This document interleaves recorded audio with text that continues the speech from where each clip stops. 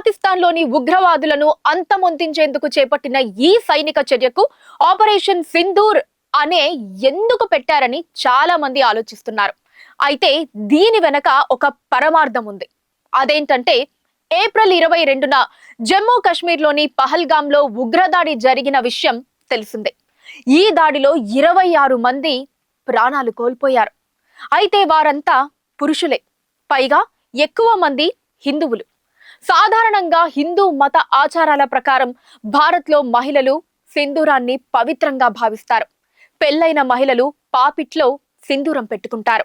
భర్త మరణిస్తే వితంతువుగా మారి సింధూరం పెట్టుకోరు.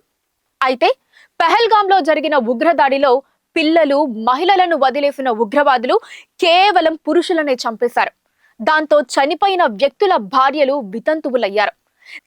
దీంతో వారికి న్యాయం చెయ్యాలని, వారికి ఎంతో పవిత్రమైన సింధూరం దూరం చేసిన వారిని వేటాడేందుకు చేస్తోన్న ఆపరేషన్ కు ఆపరేషన్ సింధూర్ అని పెట్టడమే సరైందని ఆ పేరు పెట్టినట్లు సమాచారం.